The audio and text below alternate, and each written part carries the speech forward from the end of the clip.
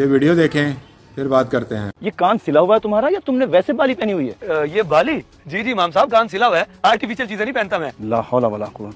बेटा कान से ये उतार दो, मस्जिद में नमाज पढ़ने के लिए बाली उतार के आया करो। ना, मेरे बाली पहनने से आपको क्या दिक्कत है? बाली से नमाज नहीं होती क्या? नमाज तो हो जाती है, मगर जब हो जाती है तो फिर मसला क्या है? इमाम साहब आप सिर्फ अजान और नमाज पे ध्यान दें, मैं क्या पहनता हूँ क्या पहन के आता हूँ इस पर नहीं। आप तो खामखा में गुस्सा ही कर रहे हैं। गुस्सा तो आएगा ना जब आप बेजा रोक टोक शुरू कर देंगे तो। कभी मेरे घर वालों ने मुझे इन चीजों से नहीं रोका, आपको मसले शुरू हो गए।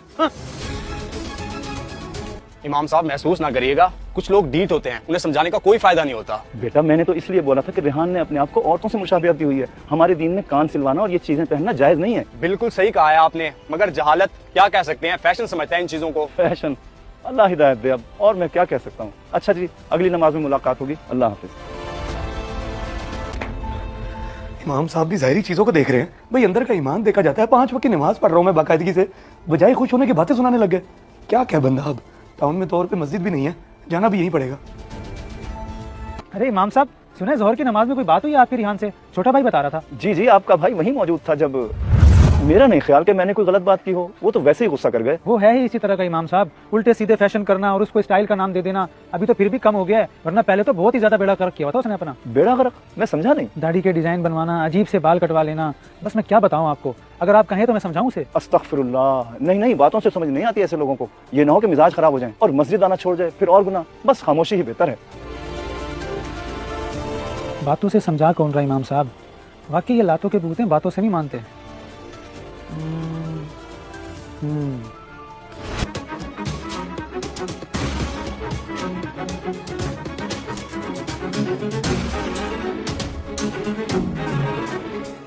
ओ ये क्या चूड़ियां पहनी हुई है तूने? पागल हो गया क्या? इसमें पागल वाली क्या बात है? फैशन है भाई अपना, फैशन। फैशन?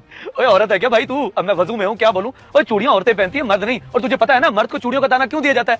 कहीं ये तो नहीं है तू? अच्छा, तो ये चूड़ियां औरतें पहनती हैं, बड़ा अजीब लग रहा है ना। और जो तूने कान में बाली पहनी हुई है, क्या ये औरतों का सिंगार नहीं? और ऊपर से मर्द का कान सिलवा लेना, इमाम साहब बताएं। गुनाह है जी, बहुत गुनाह। अल्लाह का सख्त अजाब है उन मर्दों पर जो औरतों की शबाहत इख्तियार करते हैं। मेरे भाई तू 5 वक्त की नमाज पढ़ता है, अगर तू अल्लाह को राजी करने की राह पर चल ही पड़ा है तो अपना हुलिया भी प्यारे नबी के अहकामात के मुताबिक बनाना। ये छोटी छोटी कोताहियां हमारी नेकियों को जाया करवा रही होती हैं। मैंने आपको इसीलिए समझाया था, वरना मेरी दुश्मनी तो नहीं आपसे। मैं शर्मिंदा हूं इमाम साहब कि मैंने गुस्से में आपसे बात की।